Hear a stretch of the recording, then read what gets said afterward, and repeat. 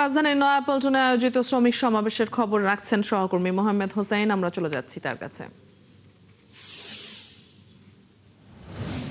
হোসেন, প্রধানমন্ত্রীর সমাবেশে যোগ দেওয়া সম্পর্কে সবশেষ তথ্য জানাবেন। এছাড়া দলের সিনিয়র নেতারা কি বলছেন সেখানে এসে?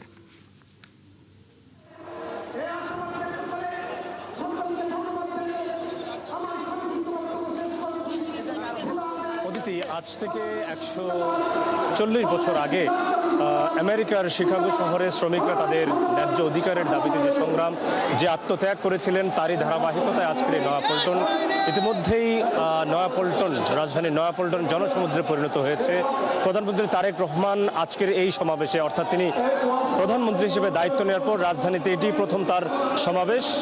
তিনি এই সমাবেশে বক্তব্য রাখবেন। তিনি এখনো পর্যন্ত সমাবেশের মঞ্চে এসে উপস্থিত হননি, অল্প কিছুক্ষণের মধ্যেই তিনি চলে আসবেন। তবে বিএনপি মহাসচিব মির্জা ফখরুল ইসলাম আলমগীর, স্থায়ী কমিটির সদস্য নজরুল ইসলাম খান এবং ডক্টর আব্দুল মঈন খান সহ অপরাপর সিনিয়র নেতৃবৃন্দরা কিন্তু সমাবেশের মঞ্চে এসে উপস্থিত হয়েছেন।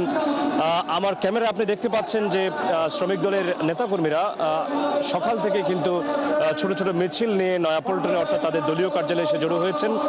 আজকের এই সমাবেশটি মূলত জাতীয়তাবাদী শ্রমিক দলের আয়োজনে। আপনি জানেন যে আজকের এই আন্তর্জাতিক শ্রমিক দিবস উপলক্ষে এই সমাবেশে প্রধানমন্ত্রী তারেক রহমান বক্তব্য রাখবেন। তবে শ্রমিক দিবসে প্রধানমন্ত্রী একটি শুভেচ্ছা বার্তা দিয়েছেন। তিনি যেমনটা জানিয়েছেন, সেখানে শহীদ রাষ্ট্রপতি জিয়াউর রহমান শ্রমিকদের মান উন্নয়নে, শ্রমিকদের জীবন মান উন্নয়নে বিভিন্ন পদক্ষেপ নিয়েছিলেন। তন্মধ্যে প্রবাসীদের কল্যাণে তিনি প্রবাসীদের সুরক্ষার জন্য প্রবাসীদের কল্যাণে ব্যবস্থা নিয়েছিলেন, যার ফলে বাংলাদেশের অর্থনীতি, বাংলাদেশের যে রেমিটেন্স আসে, রেমিটেন্স বাংলাদেশের অর্থনীতির একটা বড় ভিত্তি, সেটি বিএনপি সরকার আমলে হয়েছিল।